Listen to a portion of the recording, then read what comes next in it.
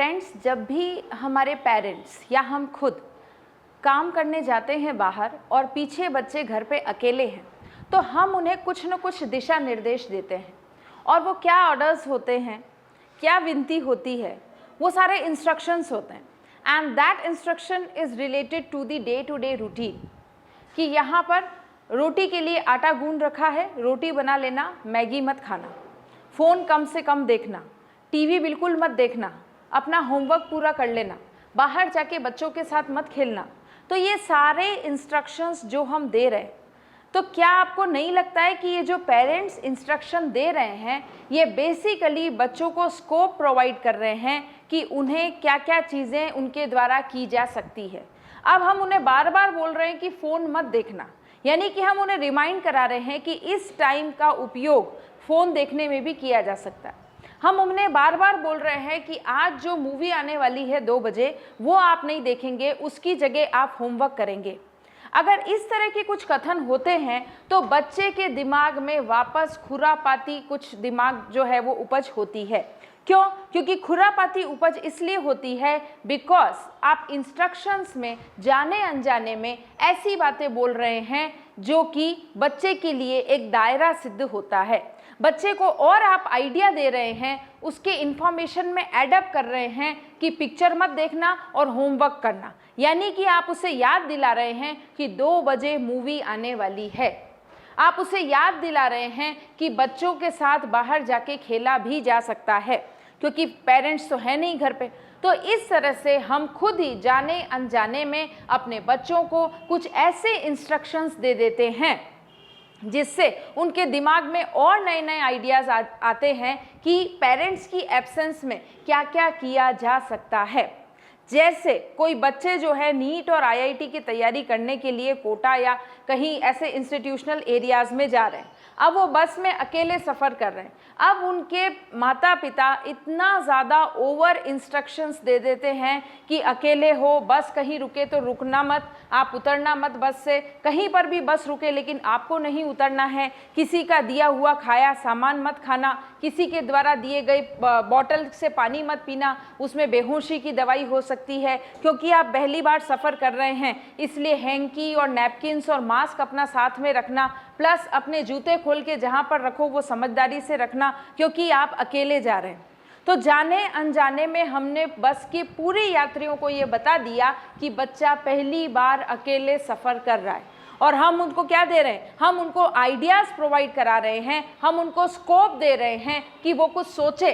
क्या सोचें कि इतना भारी भरकम डिक्लेरेशन हो गया है कि बच्चा पहली बार अकेले सफ़र कर रहा है बस में, तो इसके साथ कुछ भी अनहोनी की जा सकती है।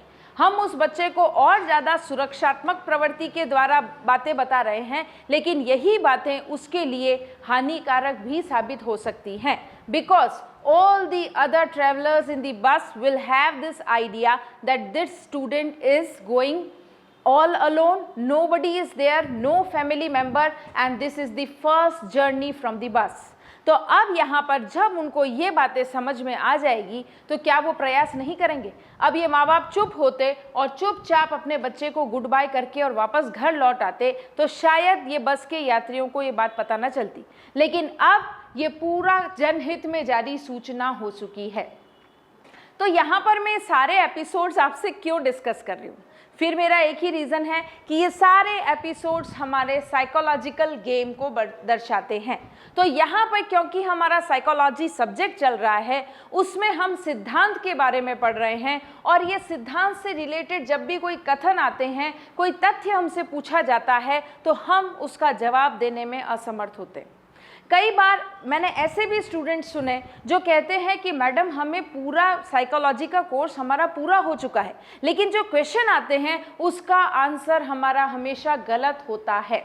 तो क्या आपके साथ भी ऐसा होता है? और अगर आपके साथ भी सेम यही ऐसा होता है कि साइकोलॉजी पढ़ने के बाद भी आपकी वो समझ नहीं विकसित हुई है कि क्वेश्चन के आंसर आप राइट कर पाएँ, तो ये वीडियोस हम आपको प्रोवाइड करा रहे हैं। इसका पूरा ऑप्टिमम यूटिलाइजेशन लीजिए और जानिए कि इन सिद्धांत को हम व्यवहारिक उदाहरणों से जोड़कर कितना अच्छी तरह समझ सकते हैं।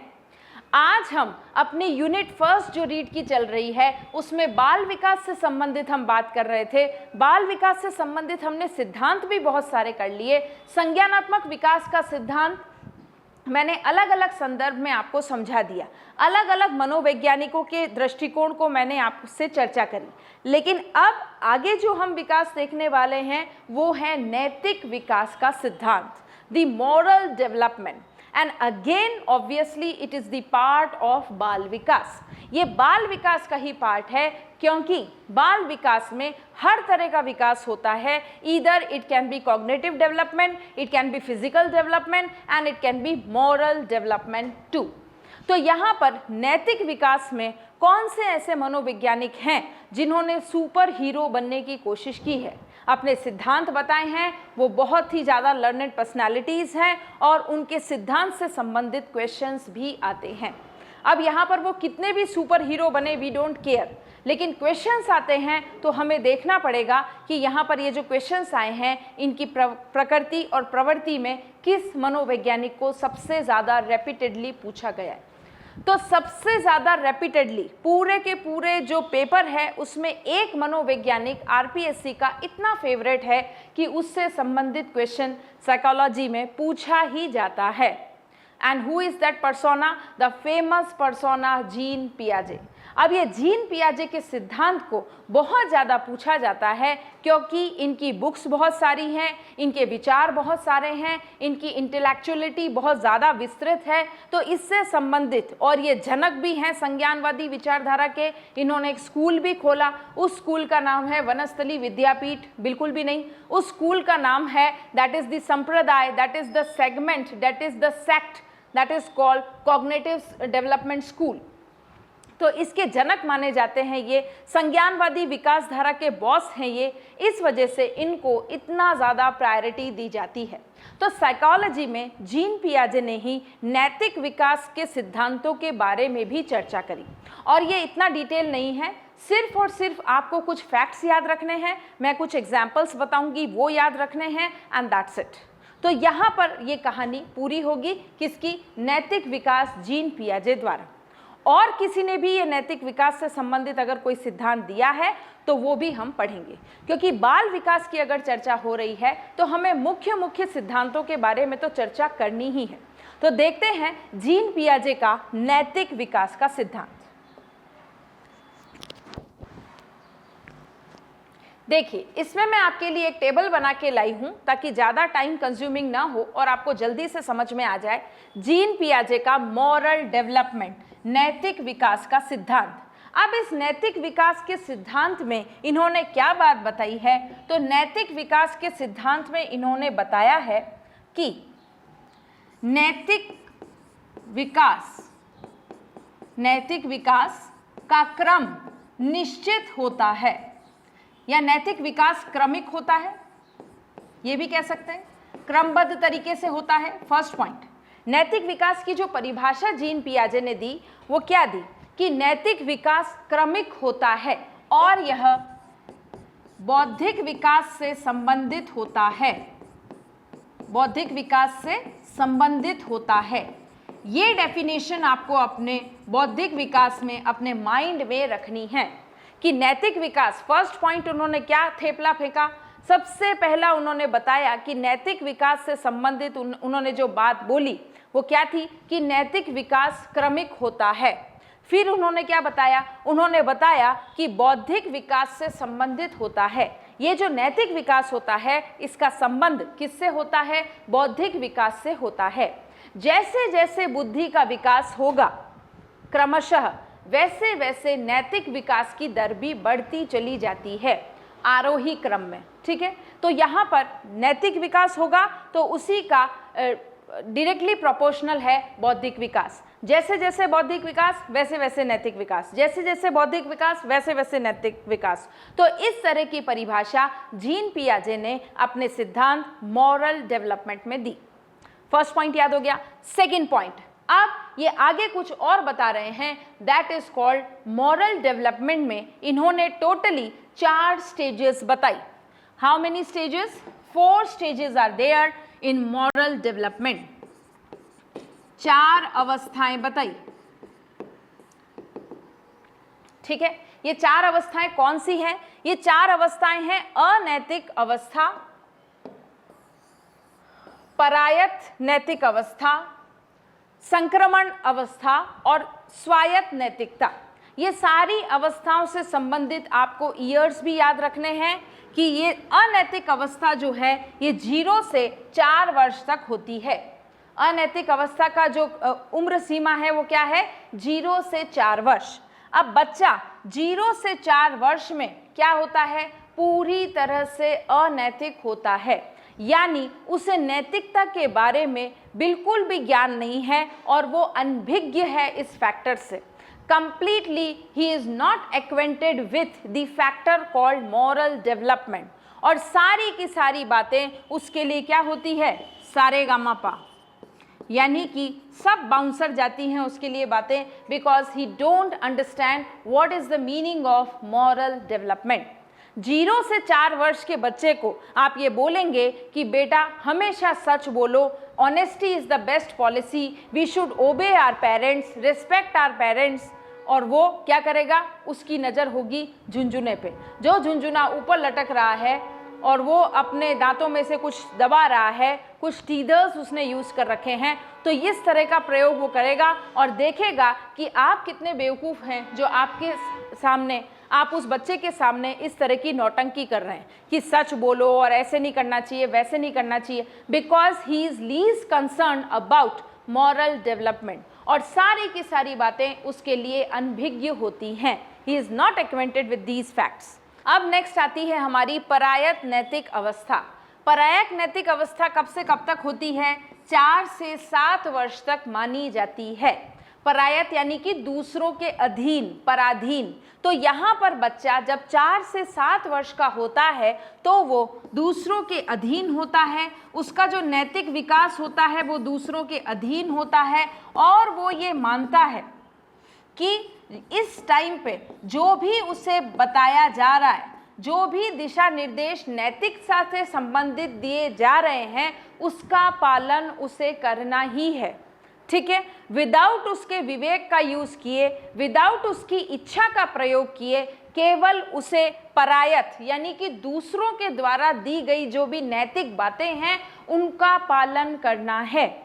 और वो ये भी मानते हैं कि ये जो नैतिक बातें हैं ये कैसी हैं? निरपेक्ष हैं, एब्सोल्यूट, दृढ़ यानी कि रिजिड हैं, और अपरिवर्तनशील, अनचेंजेबल। इस तरह की 4 से 7 वर्ष की अवस्था में बालक ये मानता है कि दूसरों के द्वारा दी गई जो भी बताई गई बातें हैं, नैतिकता से संबंधित बातें हैं, उनको वापस उनका विवेक वो खुद नहीं लगाएंगे। दूसरों के द्वारा बताई गई बातें जो हैं वो अपरिवर्तनीय हैं, रिजिड हैं और अनचेंजेबल हैं।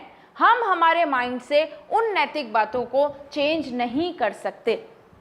अब इस पूरी भाषणबाजी और रामायण सुनने की बजाय आप क्या करेंगे? Simply we will switch on to example. अगर आप बच्चे को बोलते हैं कि बच्चा टाटा करो, अंकल जा रहे हैं उनको टाटा करो, ऑफिस जा रहे हैं, तो वो डेफिनेटली बिना कुछ सोचे समझे 4 से 7 वर्ष के बालक जो हैं वो टाटा करेंगे। माँ बोल रही है टाटा करो, बिल्कुल करेंगे टाटा वो। अब उनकी इच्छा है चाहे नहीं है। माँ बोल रही है कि जैसे ही दूसरे सामने रिलेटिव्स आए हैं उनको जय जिनेंद्र बोलो बेटा सबको, तो वो जय जिनेंद्र सबको बोलेंगे। उस जय जिनेंद्र का मतलब क्या है बच्चे को नहीं पता। जय जिनेंद्र मिलते ही दूसरे लोगों से हम क्यों ऐसा अभिवादन करते हैं उनको नहीं पता, लेकिन बस इतना पता है कि ये दूसरों द्वारा बताए गए नैतिक नियम हैं जिसकी अवहेलना नहीं की जा सकती। They cannot be violated in any condition. इसको हम कहते हैं परायत नैतिक अवस्था। तो मेरे ख्याल से वो भाषण याद करने के बजाय आप सिर्फ और सिर्फ इसका एग्जाम्पल याद कर ले कि परायत नैतिक अवस्था में एग्जाम्पल क्या है? जय जिनेंद्र से अभिवादन करना या फिर टाटा जैसे शब्दों का प्रयोग करना। तो इस तरह के शब्द जब प्रयोग में आएंगे तो मैं क्या कहना चाह रही हूँ? तो basically I want to say that परायत नैतिक अवस्था में बालक में स्वयं में कोई विवेक या बुद्धि का प्रयोग किए बिना वो बिल्कुल अंधेपन के साथ में, बिल्कुल ऑब्सोलीट मैनर में क्या फॉलो करेगा, बिल्कुल ट्रेडिशनल मैनर में फॉलो करेगा कि जो बड़ों द्वारा बताया जा रहा है बस मुझे वो फॉलो करना है, और जो बड़ों द्वारा बताया जा रहा है उसको मैं खुद के द्वारा चेंज नहीं कर सकता, because it is very rigid and unchangeable as well as absolute. जो उन्होंने कह दिया वो मुझे करना ही है। अगर मम्मी बोल रही है कि टाटा करो, सारी आंटी जो है वो बाजार जा रही है, अंकल बाजार जा रहे हैं, वो टाटा करेगा। जय जिनेंद्र करो, जय जिनेंद्र करेगा। जय श्री राम करो, जय श्री राम से अभिवादन करेगा। सो दैट इज परायत नैतिक अवस्था। और उससे पहले क्या हो रहा था, सारे गामा पा, यानी कि सारी चीजें मिक्सअप हो रही थी, उसको बिल्कुल आइडिया नहीं है what do you mean by नैतिकता। तो यहाँ पर ये 0 से 4 वर्ष की अवस्था थी। अब हम आगे बढ़ गए हैं 4 से 7 वर्ष। अब उसके आगे बढ़ते हैं संक्रमण की अवस्था, जिसको हमने कहा 7 से 10 वर्ष। अब ये जो 7 से 10 वर्ष है, बच्चा बड़ा हो गया, विकास क्रमिक होता है, बिल्कुल होता है। नैतिकता का विकास भी क्रमिक होता है, सही है भाई। और ये नैतिकता का विकास बुद्धि के विकास के साथ ही बढ़ता जाता है, directly proportional to the mental development, बिल्कुल सच्ची बात। अब यहाँ पर इसका जो बुद्धि है और इसकी जो नैतिकता से संबंधित नियम है वो क्रमिक रूप से आगे बढ़ते जा रहे हैं, और इसके ईयर्स भी, ईयर्स कान नहीं, इसकी उम्र भी आगे से आगे बढ़ती जा रही है, आरोही क्रम। अब ये यहाँ पर जब आ जाता है संक्रमण वाला क्षेत्र, संक्रमण वाला क्षेत्र होता है 7 से 10 साल। अब इसमें बच्चे ना तो पूरी तरह फ्री होते हैं कि वो दूसरों द्वारा बताए गए नैतिक नियमों को माने या नहीं माने, फ्री है बिल्कुल, और ना पूरी तरह से क्या होते हैं, परायत होते हैं। दूसरों द्वारा बताए गए दिशा निर्देश को, नैतिकता के नियमों को वो फॉलो नहीं भी कर सकते हैं और कर भी सकते हैं। जैसे कि वापस ये किससे याद रहेगा आपको, एग्जाम्पल से। तो ये मैं डिलीट कर देती हूँ, इसकी कोई आवश्यकता नहीं है, हम सिर्फ एग्जाम्पल्स की तरफ अपना फोकस करेंगे। इसमें जैसे मैंने बताया टेबल्स, इसमें क्या था हमारा एग्जाम्पल, टाटा, लेकिन यहाँ पर टेबल्स। टेबल्स क्या, 7 से 10 साल के बच्चे को, मैं पार्टी में गई, अपने बच्चों के साथ गई, पार्टी में दूसरे लोगों के बच्चे भी आए, दूसरे लोग भी आए, रिलेटिव्स भी मिले। फिर हमने किसी अंकल ने पूछा मेरे बच्चे से, आप कौन सी क्लास में पढ़ते हो बच्चा, अच्छा ठीक है इस क्लास में पढ़ते हो, और उस बच्चे की जो उम्र है वो 7 से 10 साल के बीच में। अब उन अंकल जी ने उनसे पूछा कि आपको टेबल आते हैं, टेबल रिसाइट कर सकते हो आप? तो बच्चा तो कुछ नहीं बोलेगा, उससे पहले मम्मी जवाब देगी, हाँ हाँ इसको टेबल्स तो बहुत अच्छे से आते हैं, ही लव मैथ्स, और यहाँ पर इतना ब्रिलियंट माइंडेड है, ये इतना इंटेलिजेंट है कि any of the table can be learn quickly by him. तो बहुत ज़्यादा सुपर इंटेलिजेंट बच्चा मेरा पैदा हुआ है। तो हर माँ बाप को अपने बच्चे बहुत सुपर इंटेलिजेंट लगते हैं, बहुत ही ज़्यादा शानदार लगते हैं, लेकिन जब वो बड़े हो जाते हैं तब वही बच्चे माँ बाप के लिए आँख की किरकिरी बन जाते हैं। तो कुछ भी अच्छा नहीं लगता उनको कि मेरा बच्चा बेकार है, कुछ नहीं करता है, ठालागिरी करता रहता है, आवारागिरी करता है, वही बच्चे बहुत बेकार होते हैं। लेकिन बचपन में सारे पेरेंट्स के लिए अपने बच्चे बहुत इंटेलिजेंट होते हैं, सुपर इंटेलिजेंट होते हैं। तो अब यहाँ पर क्या हुआ है कि उस बच्चे से जिसका जो उम्र है वो है 7 से 10 वर्ष के बीच की उम्र, इस उम्र में उससे कहा जा रहा है, अंकल जी से पूछा जा रहा है कि अंकल जी ने उस बच्चे से पूछा कि can you recite the table for me. तो अब यहाँ पर माता जी बोल रही हैं कि हाँ हाँ टेबल उसको 2 का बहुत अच्छे से आता है and he will recite the table. अब वो माँ उस बच्चे को क्या कर रही है, फोर्स कर रही है, बेटा आपको 2 का टेबल आता है ना, you can recite that table, come on uncle ji को 2 का टेबल पूरा बोल के सुनाओ, आपको पूरा अच्छी तरह याद है ना। अब वो बच्चा क्या कर रहा है, डेटा भाड़ा कर रहा है। अब उस बच्चे ने क्या करा, रिस्पॉन्स देना बंद कर दिया। चाहे तो वो टेबल सुना सकता है, लेकिन अगर उसकी इच्छा नहीं हुई, उसका मूड नहीं हुआ, तो क्या करेगा, टेबल नहीं भी सुनाए, उसकी इच्छा। गोविंदा का गाना आया था ना, मेरी मर्जी, मैं चाहे ये करूं, मैं चाहे वो करूं। तो यहाँ पर वही वाला सेगमेंट आता है, व्हाट इज दैट, संक्रमण नैतिक अवस्था। इस संक्रमण नैतिक अवस्था में, इस संक्रमित नैतिक अवस्था में क्या होगा, बच्चा न तो पूरी तरह फ्री होता है, न पूरी तरह दूसरों पर डिपेंडेंट होता है। It depends completely on his और हर विल। ये उसकी खुद की इच्छा पर निर्भर करता है कि वो पूरे जो उद्दीपक हैं उनके प्रति प्रतिक्रिया करता है या नहीं करता है। अब कुछ बच्चे तो माँ के बोलते ही वो टेबल अंकल जी को सुना देंगे कि हाँ माँ बोल रही है 2 का टेबल आता है ना बेटा आपको, कम ऑन क्विकली बोल के सुनाओ अंकल जी को, वो बोल के सुना देंगे। लेकिन कुछ बच्चे ऐसे होते हैं कि लाख डराने धमकाने पर अलग अलग तरह की सांकेतिक भाषा माँ के द्वारा प्रयोग की जा रही है, उनको आंखें दिखाई जा रही है, चूंटियाँ भरा जा रहा है, चेतावनी रो चूंटियों, लेकिन फिर भी वो 2 का टेबल नहीं बोलेंगे। आप उनके साथ कुछ भी कर दें लेकिन उस वक्त वो 2 का टेबल अंकल जी को नहीं सुनाएंगे। ऐसी एम्बैरेसिंग सिचुएशन काफ़ी बार कई पेरेंट्स के साथ होती है। फिर लास्ट में क्या बोला जाता है, अरे रहने दीजिए आंटी जी, इसका मूड नहीं होगा अभी, बाकी तो इसको 2 का टेबल आता है पर अभी इसका मूड नहीं होगा, बाद में कभी सुन लेंगे। तो यहाँ पर what is that stage, 7 to 10 years, संक्रमित अवस्था, टेबल सुनाने वाला एग्जाम्पल आपको याद रहेगा। आगे देखते हैं, स्वायत्त नैतिकता, ये होती है 10 वर्ष से ऊपर के बच्चे, या तो 10 साल या 10 वर्ष से ऊपर। ठीक है, वापस वही बात है, बौद्धिकता में क्रमिक परिवर्तन आ रहा है, नैतिक विकास भी क्रमशः विकसित होती जा रही है। तो जब ये दोनों चीज़ें क्रमशः बढ़ती जा रही हैं तो इनका दिमाग और इनकी चंटाई भी बढ़ती जाएगी। अब ये 10 साल से ऊपर के हो चुके हैं, ज़्यादा चंट हो चुके हैं, तो क्या करेंगे, ज़्यादा चंट होने पर ये ज़्यादा एक्स्ट्रा ऑर्डिनरी अपनी डेढ़ शाणापन दिखाएंगे। तो अब यहाँ पर स्वायत्त नैतिकता में क्या हुआ है, 10 साल या 10 साल से ऊपर के बच्चे क्या करेंगे, हमेशा हमेशा उनको ये धारणा विकसित होगी, ये टेंडेंसी डेवलप होगी कि जो भी नैतिकता के नियम समाज द्वारा बताए गए हैं वो परिवर्तनशील हैं। सबसे इंपॉर्टेंट विशेषता स्टेज की क्या है कि all the moral development declared by society can be changed. इन नैतिक नियमों में परिवर्तन संभव है, they can be changed easily. या तो वो फॉलो किए जाएंगे, either it can be followed or it can be changed, कुछ भी किया जा सकता है। ऐसा नहीं है कि इस अवस्था में आप क्या सोच रहे थे कि यहाँ पर परायत नैतिक अवस्था में बच्चों की धारणा होती है कि नैतिक नियम जो बड़ों द्वारा बच्चों को बताए जा रहे हैं वो बहुत रिजिड है, जय जिनेंद्र करना है तो करना ही है, you don't have to use your own mind. लेकिन अब यहाँ पर ये एक्स्ट्रा चंट हो चुके हैं, 10 साल से या 10 साल से ज़्यादा बड़े हो चुके हैं, इनकी उम्र ज़्यादा हो चुकी है। तो अब इसमें क्या होगा, जब उम्र ज़्यादा हो गई तो अब इनकी चंटाई भी बढ़ गई।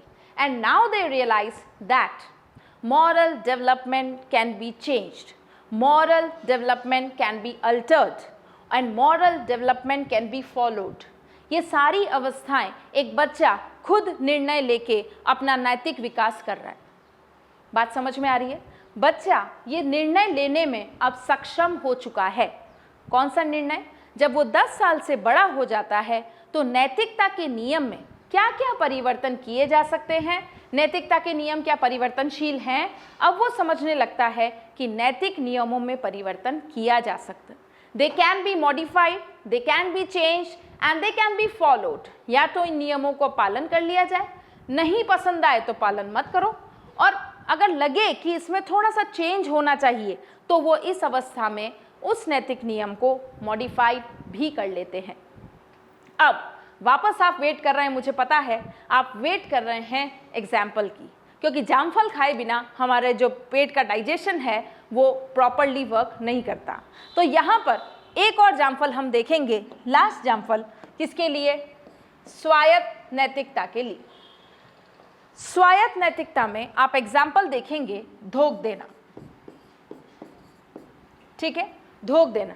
अब मेरा बच्चा जो 10 साल से बड़ा है, 12 साल का है, वापस मुलाकात हुई, वापस गेट टुगेदर हुआ, अंकल जी मिले, आंटी जी मिली, फंक्शन हुआ, और इस सारे गेट टुगेदर में मैंने अपने बच्चे को बोला कि बेटा अंकल जी को धोख लगाओ, पैर छुओ उनके।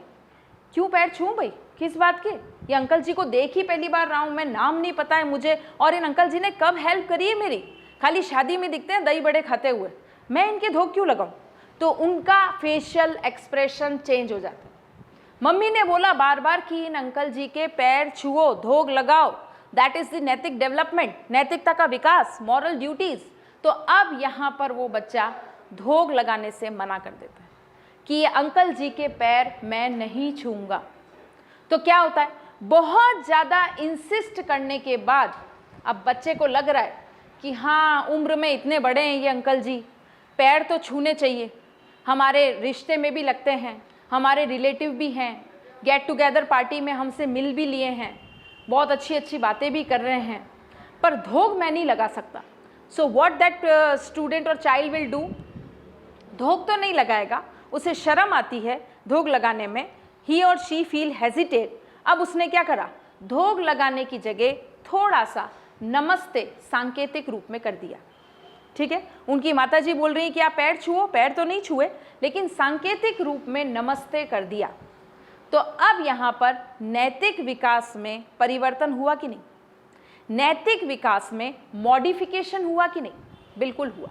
And that is the stage propounded by Jean पियाजे मॉरल डेवलपमेंट।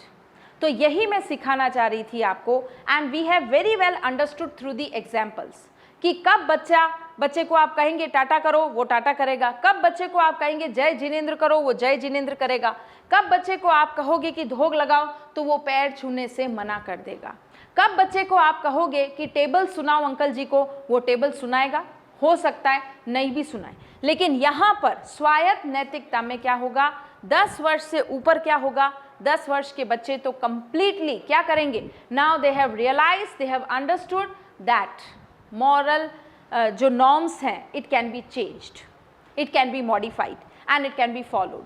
तो यहाँ पर इस तरह से ये 4 नैतिक अवस्थाएं जो हैं वो हम पूरी कर चुके हैं, राइट। 4 नैतिक अवस्थाएं यहाँ पर लिख लीजिए, वापस लिख रही हूँ मैं टाटा वाला उदाहरण। यहाँ पर सारे गामा पा, कुछ भी समझ में नहीं आ रहा है, what do you mean by नैतिकता। यहाँ पर ये वाला example, this one this side, और यहाँ पर मॉडिफाइड एग्जाम्पल। यहाँ पे क्या होगा, मॉडिफाइड एग्जाम्पल, बच्चा पैर छूने की जगह नमस्ते से काम चला रहा है। ठीक है, माता जी द्वारा निर्देश दिए जा रहे हैं कि पैर छूने चाहिए, बट वो नमस्ते से काम चला रहा है because he or she feel hesitated. तो इसको हम कहेंगे स्वायत्त नैतिकता की अवस्था। तो मैं मानती हूँ कि आपको जीन पियाजे का नैतिक विकास का सिद्धांत पूरी तरह से समझ में आ चुका है, because these are the beautiful examples designed by me. मैंने कोशिश की है कि आपको इस हद तक समझाऊं कि आपको सारी बातें बहुत अच्छी तरह से समझ में आए और ये फील ना हो कि हम पढ़ाई कर रहे हैं, आपको ये फील हो कि अंतरक्रिया हो रही है, इंटरैक्शन हो रहा है, there is a discussion, there is a group discussion, और उस ग्रुप डिस्कशन के दौरान ही अनकॉन्शियसली आपको ये चीज़ें याद भी हो रही। ठीक है, तो यहाँ पर हमने देखा जीन पियाजे का सिद्धांत, आगे कौन सा सिद्धांत हमें सीखना है उसके लिए तैयार रहे। तो अभी हमने बात की थी जीन पियाजे के नैतिक विकास के संबंध में। अब इसी नैतिक विकास की विचारधारा को आगे विस्तार पूर्वक समझाते हुए कोलबर्ग भी कुछ कहना चाह रहे हैं।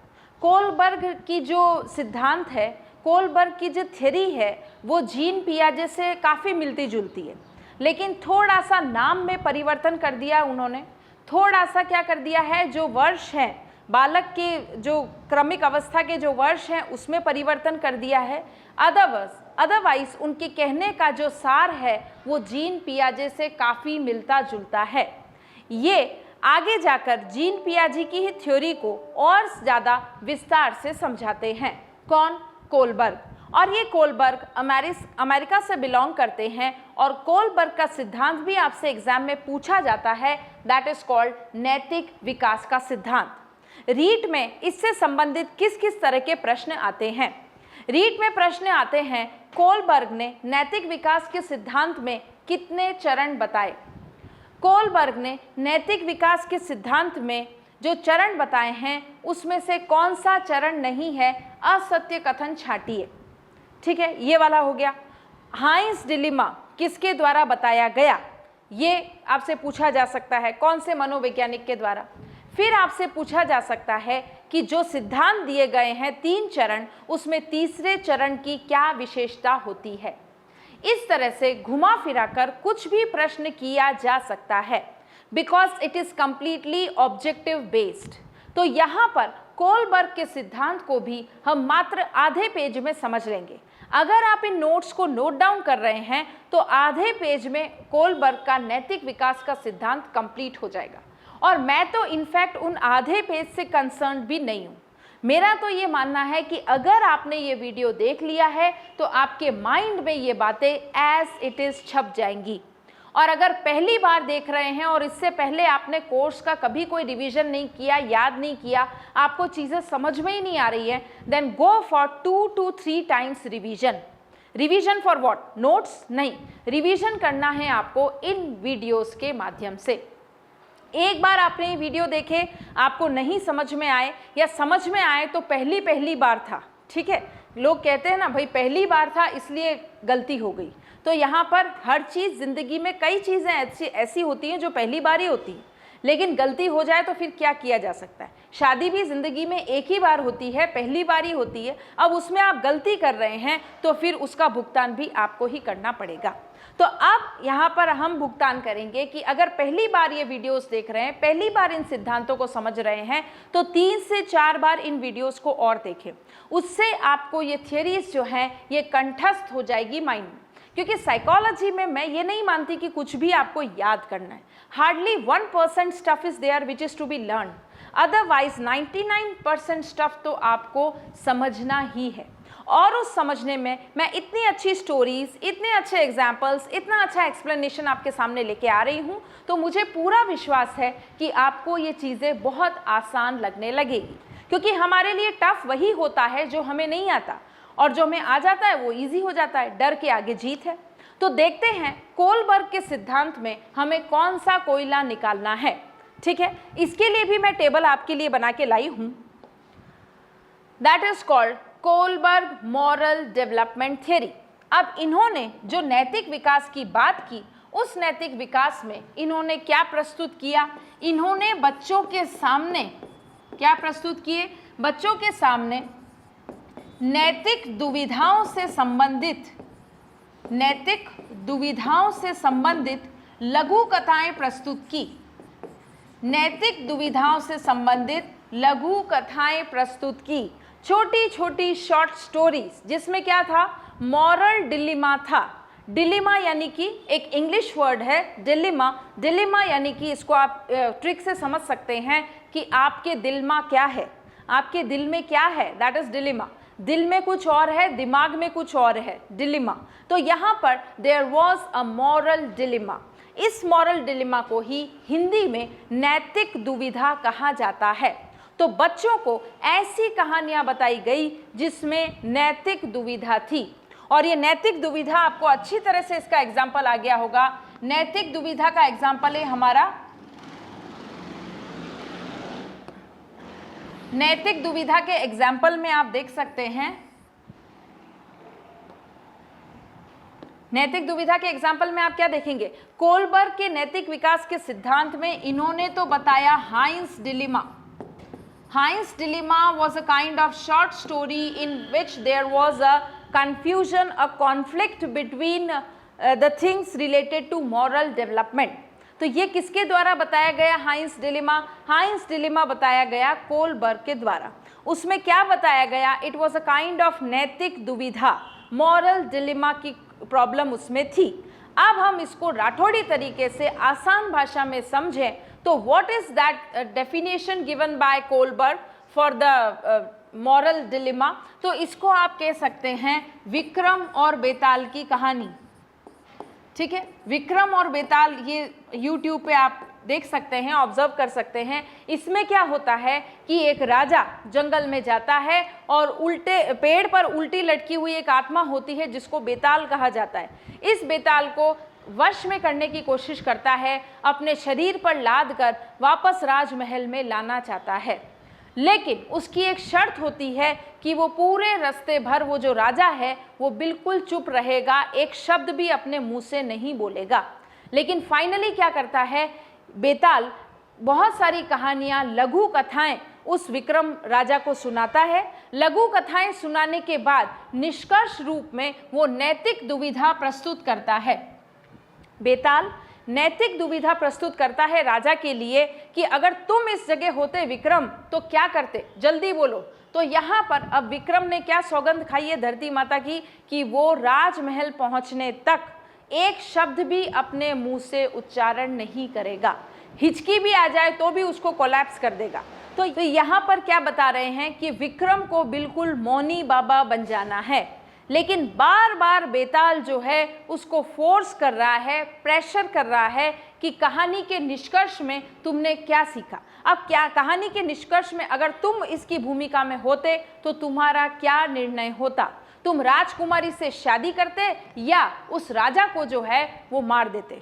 ठीक है, तो इस तरह से जैसे औरंगजेब से चारुमती, जब औरंगजेब के द्वारा प्रस्ताव दिया गया चारुमती को कि चारुमती औरंगजेब से शादी कर ले और उससे विवाह करने के बाद में जीवन पर्यंत उसी के साथ रहे, तो अब यहाँ पर चारुमती जो है उसके सामने नैतिक दुविधा आती है कि अब क्या किया जाए। वो औरंगजेब मुगलों की राजहंसिनी नहीं बनना चाहती। ठीक है, तो यहाँ पर ये मुगल जो थे उसको वो बोलती है कि बगुले, ये बगुले हैं ये, और क्या बगुले के साथ एक राजहंसिनी की जोड़ी फिट होगी। तो यहाँ पर ये चारुमती बहुत ज़्यादा नैतिक दुविधा में है।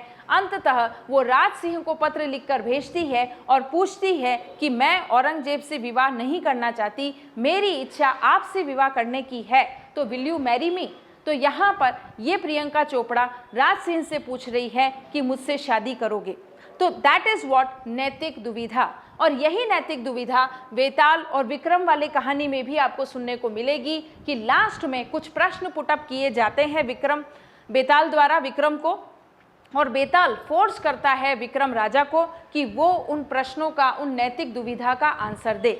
तो फिर वापस विवश होकर विक्रम राजा जो है वो विवश हो जाता है कहानी सुनकर, और ना चाहते हुए भी वो उन प्रश्नों के जवाब दे देता है और कहता है कि राजा तो पूरी तरह से वैसे ही मरा हुआ ही था, तो क्या मतलब है उसको और मारने से, तो बेटर है उस राजकुमारी का विवाह कर दिया जाए और उस राजा को भूमि और संपत्ति देकर उसके प्रशासनिक साम्राज्य का विस्तार करके उसे छोड़ दिया जाए।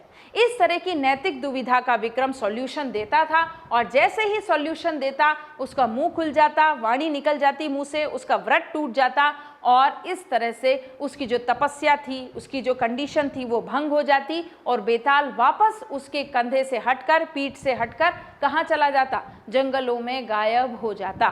तो ये सारे एपिसोड्स आपको विक्रम और बेताल में बहुत अच्छी तरह से देखने को मिलेंगे। उनका आधार भी क्या है, उनका आधार है नैतिक दुविधा, मॉरल कॉन्फ्लिक्ट, मॉरल डिलेमा। ठीक है, अंतर्द्वंद, भाई ये भी सही लग रहा है और ये भी सही लग रहा है, जैसे हमने साइकोलॉजी में ही पढ़ा है, प्रतिहार प्रतिहार उपागम। ठीक है, तो इसी तरह से यहाँ पर दोनों चीज़ें गलत लग रही है, दोनों चीज़ें सही लग रही है, दोनों में से क्या ज़्यादा सही है या ज़्यादा गलत है, इसका चुनाव आपको करना है। दैट इज कॉल्ड नैतिक दुविधा। और नैतिक दुविधा से संबंधित कोलबर्ग ने जो एग्जाम्पल बताया वो था Heinz dilemma, and dilemma basically means a conflict, a confusion, a doubt between the two or more then to. ठीक है, असमंजस्य की स्थिति होना। तो ये लाइन आपको याद रहेगी। ये हाइंस डिलेमा का एग्जाम्पल आपको याद रखना है, किसने दिया है, कोलबर्ग ने दिया है। अब नैतिक तर्कना, मॉरल रीजनिंग, जो व्यक्ति, जो बच्चा अपनी नैतिकता की चंटाई लगाएगा, वो चंटाई क्रमिक रूप से आगे बढ़ती जाएगी, किसके साथ, उसकी उम्र बढ़ने के साथ। तो यहाँ पर कोलबर्ग बोल रहे हैं कि moral reasoning do changes every time with the perspective of stage. जैसे जैसे अलग अलग अवस्था आएगी वैसे वैसे नैतिकता में जो तर्क लगाने हैं, जो तर्कना लगानी है, रीजनिंग, वो तर्क, वो लॉजिक चेंज होते जाएंगे। पहले वाली अवस्था में बच्चे दूसरे लॉजिक लगा रहे हैं और तीसरी वाली अवस्था में बच्चे दूसरे लॉजिक लगा रहे हैं। That is called moral reasoning, that is called नैतिक तर्कना का नियम। किसने बताया, कोलबर्ग ने बताया। किस में बताया, नैतिक विकास के सिद्धांत में बताया। लघु कथा कौन सी थी, हाइंस डिलेमा। बताया क्या है परिभाषा कि नैतिक दुविधा बच्चों को जब बताई गई लघु कथाओं के माध्यम से, तो उन्होंने निष्कर्ष निकाला कि ये जो नैतिक दुविधा है ये हर अवस्था में अलग अलग लॉजिक के द्वारा सॉल्व की जाती है। अब इसमें ये जो लॉजिक हैं, ये जो स्टेजेस हैं, इसको इसने कितनी स्टेजेस में बांटा, बेसिकली 3 स्टेजेस वर देयर। 3 स्तर थे जिसमें कोलबर्ग ने नैतिक विकास के सिद्धांत का विभाजन किया। बात समझ में आ रही है? पहला स्तर कौन सा है? परंपरागत स्तर बताया है। जैसे अभी हमने देखा जीन पियाजे ने बताया था फर्स्ट वाला स्तर, जिसमें सारे गामा पा हो रहा था, बच्चे को कुछ समझ में नहीं आ रहा था, लेकिन वो वर्ष और वो अवस्था अलग थी। यहाँ पर ये उसी अवस्था को बोल रहे हैं प्री कन्वेंशनल स्टेज, पूर्व परंपरागत स्तर। और इसमें वो बता रहे हैं कि व्यक्ति में जो भी नैतिक विकास इस दौरान होता है, दैट इज 3 to 9 ईयर्स। नैतिक विकास जो पहले वाली स्टेज में होता है, 3 से 9 वर्ष वाली अवस्था में होता है, वो पूरी तरह डिपेंडेंट होता है किस पर? भौतिक नियमों पर। किस पर डिपेंडेंट होता है? भौतिक नियमों पर। वो जो भी लॉजिक लगाएगा, उस लॉजिक का जो आधार होगा, जो डिपेंडेंसी होगी, वो होगी materialistic norms, the worldly norms. भौतिक नियम जो माने गए हैं उसके हिसाब से उसकी जो तर्कणा है, उसका जो रीजनिंग पावर है, वो वर्क करेगा। कौन से स्तर पर? पूर्व परंपरागत स्तर, प्री कन्वेंशनल स्टेज में भौतिक नियम काम करेंगे। जैसे मैंने आपको बताया था पहले वाले वीडियोस में, इंग्लिश के वीडियोस में क्या बताया था कि जैसे कुछ उक्तियां जो हैं वो फेमस हो जाती हैं। उन फेमस उक्तियों में हम बचपन में देखा करते थे, हमने भी सुनी है कि झूठ बोलना पाप है, नदी किनारे सांप है। तो व्हाट इज दैट? जो जो व्यक्ति झूठ बोलेगा उससे सांप काट जाएगा, राइट? तो यहाँ पर ये उक्ति बहुत फेमस हुई थी कि झूठ बोलना पाप है, नदी किनारे सांप है। जेल का पानी पीना पड़ेगा, अब तो जेल में जाना पड़ेगा, जेल की रोटी खानी पड़ेगी। So what was that? कि किसी ने अगर इन नैतिक नियमों की पालना नहीं करी, इनकी अवहेलना करी, इनका वायलेशन किया, तो क्या होगा? He or she has to follow some punishments or some kind of abuses by world. तो 3 से 9 वर्ष की अवस्था में पूर्णतः भौतिक नियमों पर आधारित होता है। उसको पता है कि उसने नैतिकता को क्रॉस करके, मैडम पूछ रही है कि होमवर्क कर लिया क्या, तो वो बोल रहा है कि होमवर्क कर लिया लेकिन कॉपी घर पे भूल गया। अब उसको पता है कि वो नैतिकता को क्रॉस कर रहा है, झूठ बोल रहा है, सच नहीं बोल रहा है, तो सच के साथ मूछ भी आती है, वो मूछ लाना भूल गया है। तो यहाँ पर 3 से 9 वर्ष की अवस्था में क्या करेगा? उसको पता है कि मैडम अभी मम्मी को कॉल लगा देगी और पूछ लेगी कि कॉपी घर पर है कि नहीं, और भौतिक नियमों के अनुसार उसकी बहुत शानदार वाली, अच्छी वाली पिटाई भी हो सकती है। तो what is that logic? This logic completely depends on according to your age group. आपकी एज ग्रुप क्या है? 3 से 9 वर्ष के जितने भी बच्चे हैं वो रीजनिंग, वो अपने रीजनिंग का प्रयोग, लॉजिक का प्रयोग किस आधार पर करते हैं? भौतिक नियमों के आधार पर करते हैं। देखते हैं सेकंड स्टेप। अब सेकंड स्टेप जो है उसका एज ग्रुप क्या है? 9 to 13 ईयर्स। 9 to 13 ईयर्स में बच्चा क्या करेगा? जब उसका नैतिक विकास का क्रम चल रहा है और वो कन्वेंशनल स्टेज पर आ चुका है, तो अब यहाँ पर उसका फोकस रहेगा सामाजिक अनुमोदन। वो अपने लॉजिक का प्रयोग तो करेगा, सही गलत जानने की कोशिश करेगा, नैतिक विकास के बारे में, नैतिकता की बातें उसको पता है, लेकिन इस एज ग्रुप में वो क्या कर रहा है? सोशल एक्सेप्टेंस पाने की कोशिश कर रहा है। जैसे माताजी घर पे आई, जॉब करके आई, परेशान है और सोफे पर बैठ गई, तो बच्चा फटाफट से क्या करता है? ठंडे पानी की एक ग्लास, ठीक है, ठंडा पानी जिसमें है, वो ग्लास भर के माताजी को देता है। अब माताजी उसकी इतनी तारीफ करती हैं कि वाओ ब्यूटीफुल, मेरा तो जन्म सफल हो गया कि मेरा बच्चा इतना छोटा है फिर भी जानता है कि मम्मी कितनी परेशान है और जॉब से आई हैं अभी जॉब करके, तो यहाँ पर वो ठंडा पानी माँ को पिला रहा है। So what is that? Social acceptance. फिर यही जब किटी पार्टी हुई और उस बच्चे की माँ जो है किटी पार्टी में इन्वॉल्व हुई और अपने बच्चे को भी साथ ले गई, तो उसमें माँ ने फिर से वही बात दोहराई कि अरे जब भी मैं काम से घर लौटती हूँ तो क्या होता है, मेरा बच्चा जो है मुझे ग्लास भर के पानी पिलाता है, कितनी केयर करता है मेरी, कितना कंसर्न रहता है मेरे से। फिर बाकी सारे लोग भी क्लैपिंग करने लगते हैं और उस बच्चे को मोटिवेट करते हैं कि अरे वाह, ये बच्चे में तो संस्कार बहुत अच्छे डेवलप हुए हैं। तो उसको हम कहेंगे परंपरागत स्तर, जिसमें बच्चा कोई भी गतिविधि कर रहा है उसमें अपनी नैतिकता भी लगा रहा है, लेकिन उस नैतिकता को करने का उद्देश्य क्या है, सामाजिक अनुमोदन, सोशल एक्सेप्टेंस। तो जब ये सोशल एक्सेप्टेंस आई तो उसे फील गुड फैक्टर होता है, उसे बहुत अच्छा लगता है और ये रियलाइज होता है कि जितनी ज़्यादा अधिक मैं नैतिक बातें करूँगा उतना ज़्यादा मुझे सोशल एक्सेप्टेंस मिलेगा, सामाजिक अनुमोदन मिलेगा। इस वजह से वो अच्छी अच्छी बातें, नैतिकता की बातें करने लगता है। अब नैतिकता की बातें, इसका मतलब ये नहीं है कोई भगवत गीता के श्लोक सुनाने लग गया, नैतिक श्लोक, ऐसा नहीं। नैतिकता की बातें मतलब बहुत ही व्यवहारिक एग्जाम्पल्स, जो कि मैंने अभी आपको बताए कि माता जी को घर आते ही पानी पिला रहा है, माता जी ने जहाँ पर अपने फुटवेयर्स खोले उनको प्रॉपर्ली शू रैक में रख रहा है। So what is that, this is basically the principles followed by that child in order to get the social acceptance. सामाजिक अनुमोदन प्राप्त करना चाह रहा है वो, इसलिए वो ये सारे काम करता है। ठीक है, जैसे कई बार स्कूल में इंटरवल हुई तो अब इंटरवल में वो क्या कर रहा है, क्लास में बैठ के खाना नहीं खा रहा है क्योंकि बेंचेस पे गिर जाता है तो कॉपीज़ पे सारा भिंडी का तेल और आलू की सब्जी का तेल और लग जाता है। वो क्या करता है, बाहर जाकर गार्डन एरिया में बैठ के टिफ़िन खोल के फिर अपना खाना खा रहा है।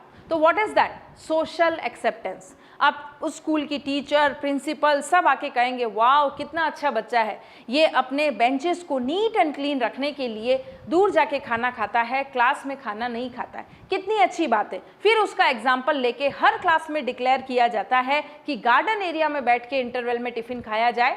टिफ़िन नहीं खाना है, टिफ़िन में जो लाए हैं आप खाना वो खाना है, तो यहाँ पर ये टिफ़िन का खाना गार्डन एरिया में बैठ के खाया जाए, ना कि क्लासरूम में।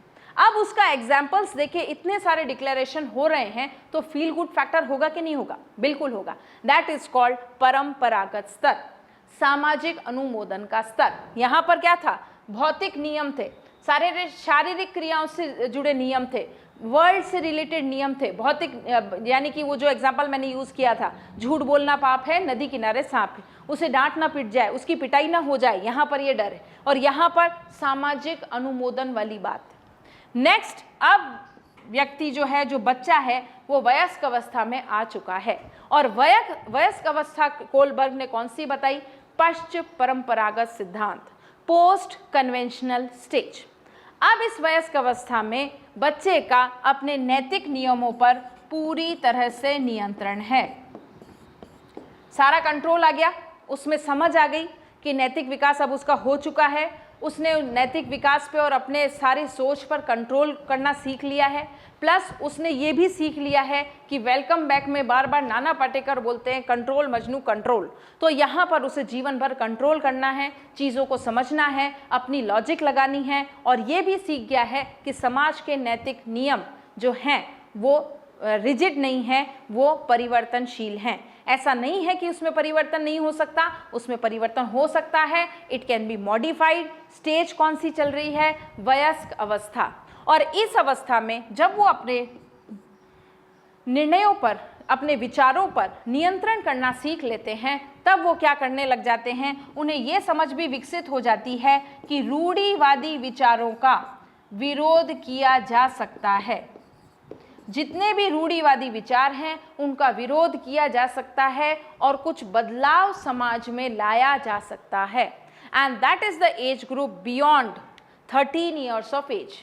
तो टीनेज चल रही है, किशोरावस्था चल रही है, तूफान की अवस्था है, वयस्क अवस्था है। और इस वयस्क अवस्था में इंसान ये भी सोचने लगता है कि नैतिक विकास से संबंधित जब उसको डिसीजन लेना आ जाता है तो वो क्या करता है, वो ये कोशिश करता है कि जितनी भी रूढ़िवादी परंपराएं हैं उनको फॉलो न किया जाए और उनके द्वारा कुछ समाज में परिवर्तन लाने की पहल की जाए।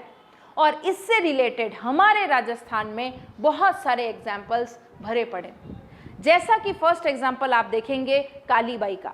ये कालीबाई कटराथल वाले हत्याकांड में क्या हुआ था, कालीबाई ने क्या किया था, अपने जो गुरुजी को देखा कि सेंगाबाई जो हैं उनको जीप से घसीटकर ब्रिटिशर्स के द्वारा कहीं ले जाया जा रहा है, तो वो खेत में काम कर रही थी, ठीक है, जून का महीना था, तो यहाँ पे अपने हसिया से, हसिया यानी कि जो फसल काटते हैं जिससे, उससे जो गुरुजी को ले जाया जा रहा था उस रस्सी को उन्होंने काट दिया। और जैसे ही उस रस्सी को काटा तो ब्रिटिशर्स ने कालीबाई पर गोलियां चला दी। लेकिन यहाँ पर कालीबाई को महसूस हुआ क्या, नैतिक तर्कणा का नियम, कि यहाँ पर ये मेरे गुरुजी हैं। वो फटाफट से चिल्लाई और बोली कि कहाँ ले जा रहे हो मेरे गुरुजी को, छोड़ दो इन्हें।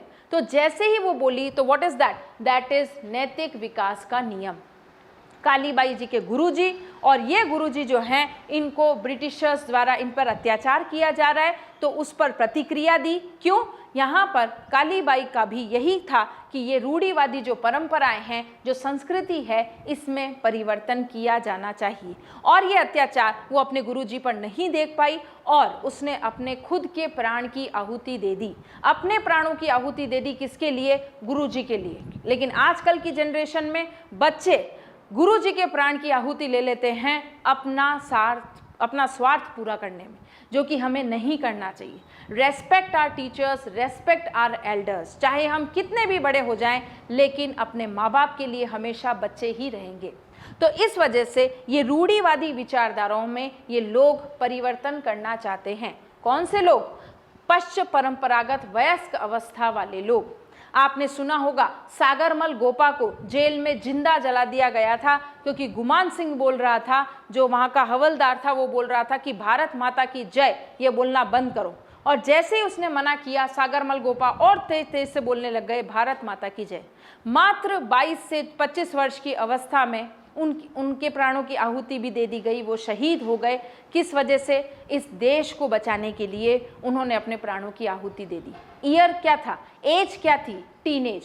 बहुत ही कम उम्र में वो इस संसार को अलविदा कह गए।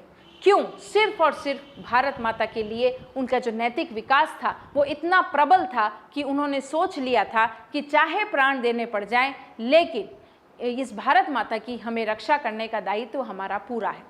फिर आपने सुना प्रताप सिंह बारहाट के बारे में। प्रताप सिंह बारहाट भी मात्र 23 साल के थे जब क्लीवलैंड ने उनसे कहा कि आपकी माँ बहुत रोती है, तो उन्होंने जवाब दिया कि अगर मेरी माँ रोती है तो रोने दो, लेकिन मेरी माँ की वजह से, मेरी माँ के कारण मैं भारत देश की अन्य माताओं के रोने का कारण नहीं बन सकता। मात्र 23 साल की अवस्था में। तो कितना ज़्यादा इमोशनल और मॉरल डेवलपमेंट इन लोगों का हो चुका है कि ये रेडी हैं अपने प्राण उत्सर्ग करने के लिए, लेकिन ये सेक्रीफाइस नहीं करना चाहते। किससे, कॉम्प्रोमाइज नहीं करना चाहते, किससे, नैतिक डेवलपमेंट से। मॉरल डेवलपमेंट इनका सर्वोत्तम स्तर पर है और वो इसका यूज़ अच्छी चीज़ों में कर रहे हैं, ठीक है।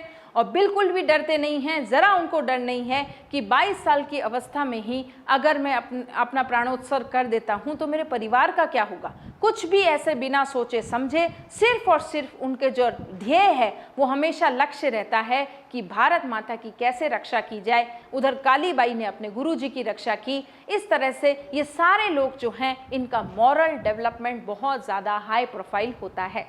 तो इस तरह से हमने पूरा कर लिया कोलबर्ग का सिद्धांत, जो कि अमेरिका से बिलोंग करते थे। उन्होंने भी 3 अवस्थाएं बताई, थोड़े बहुत जीन पियाजे से मिलते जुलते ही हैं, बस उन्होंने नाम चेंज कर दिया और नाम चेंज करके पूर्व परंपरागत, परंपरागत और पश्च परंपरागत स्तर का नाम दे दिया और कुछ एज ग्रुप में चेंज कर दिया। अदरवाइज आपको नहीं लग रहा कि अभी हमने जो सीखा कि बच्चे टाटा कर रहे हैं, धोख दे रहे हैं, टेबल सुना रहे हैं, इसी तरह का सिद्धांत इनका भी है, क्योंकि किससे रिलेटेड है, नैतिक विकास का सिद्धांत।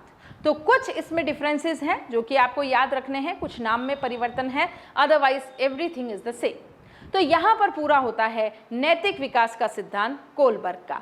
आगे क्या है उसकी चर्चा हम आगे करते हैं।